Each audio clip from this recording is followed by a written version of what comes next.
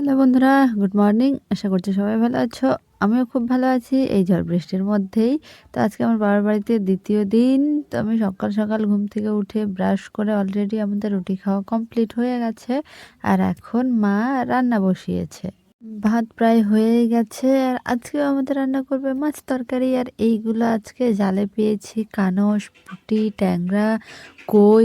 রান্নাবাড়ি তো হচ্ছিল, বাট হঠাৎ করে আমার মনে পড়ে গেল আমাকে যেতে হবে, একটু বললা, কারণ আমার একটু দরকার আছে। সেই কারণেই ছাতাও নেই হাতে, মেঘলা আকাশ, জানি না বৃষ্টিতে আজকে ভিজবো নাকি ভালো ভালোই যাব। তো চলো বললাতে যাই, আর আজকের বললার আবহাওয়াটাও দেখা হয়ে যাবে।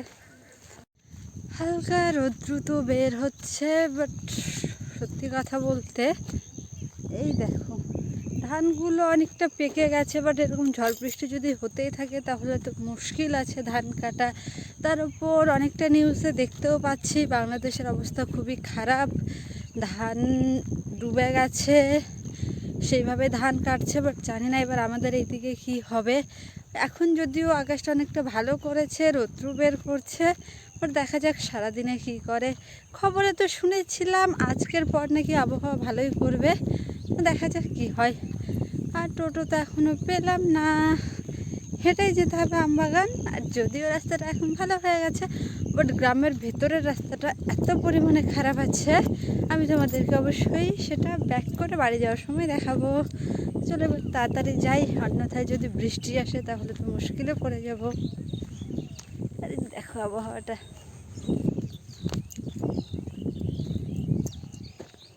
ধানের জমির অবস্থা দেখো, জল।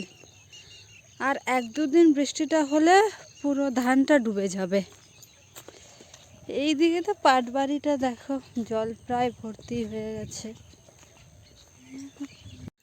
আমবাগান চলে এসেছি, বাট এখনো কোনো টোটোই নেই। কাকুকে ফোন করলাম, ফোনও রিসিভ করছে না। আর আমাদের আমবাগান তো এখন আমবাগান নেই, তোমরা সকলেই জানো। এই দেখো আমাদের আমবাগানে পুকুর ঘুরতেছে। চলো ভেতরটা বাইরে থেকে দেখাই তোমাদেরকে, ভেতরে যাব না এখন কেননা কাদা হয়েছে। বাট যদি ভালো থাকি, সুস্থ থাকি, মতলব বৃষ্টিটা কমে যায়, সব ঠিকঠাক হয়ে যায়, তার আগে যদি আমি বাড়ি না যাই তাহলে আমি অবশ্যই ভেতরে ঢুকে দেখাবো। এই দেখো তার মধ্যে বৃষ্টির জল এসে অলরেডি দিঘিটা হালকা ভর্তি করে দিয়েছে।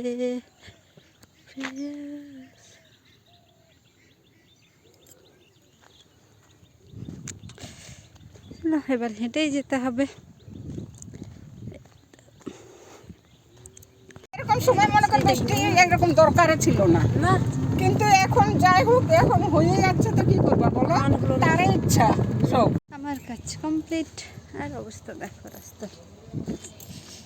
এবার বাড়ি যাব। টোটো তো অনেক কষ্টে বদলপুর হেঁটে এসে পাওয়ার পর পেয়েছিলাম।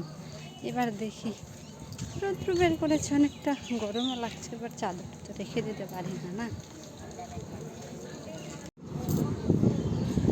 বাজার উঠে আছে অনেকটাই, মন্দিরে একবার ঘুরে আসি চলো।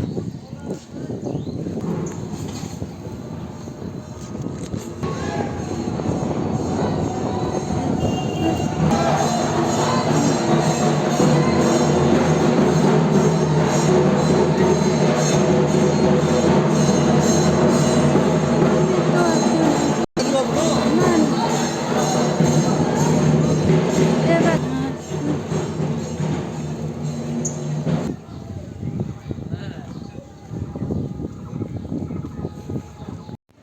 একটা টোটো পেয়েছি অনেকক্ষণ দাঁড়িয়ে থাকার পর, বাট সেই টোটোটা একটু ভাড়াটা বেশি চাইছে। করার কিছু নেই, কেননা রাস্তায় কোনো টোটো ছিল না। বৃষ্টির কারণে হয়তো টোটো চার্জ হয়নি, সেই কারণে টোটো বেরও করেনি। সে কারণে ভাবলাম চলো যাওয়াই যাক, কেননা বেমতলব দাঁড়িয়ে থাকার থেকে বেশি একটু দিই। দেখেছি। আর আমাদের আমবাগান থেকেই আমাদের রাস্তা শেষ, এর বাইরে তো টোটো আসবে না, এখন হেঁটে হেঁটেই যাই। এই দেখো আমাদের রাস্তার অবস্থা কিরকম হয়েছে। নিচে যদিও ইট বিছানো আছে, জাস্ট ভালো করার জন্য মাটিটা দিয়েছিল, বাট বৃষ্টিতে এই অবস্থা হয়ে গেছে। তো এবার আমি দেখে শুনে যাই, অন্যথা পড়ে যাব। তো আমার ব্লগটা আজকে এই পর্যন্তই। তোমাদের যদি ভালো লেগে থাকে তাহলে অবশ্যই একটা লাইক করো, কমেন্ট করো, শেয়ার করে দিও বেশি বেশি করে, এবং চ্যানেলটা সাবস্ক্রাইব করে রেখো। বাই বাই, সবাই ভালো থেকো, সুস্থ থেকো।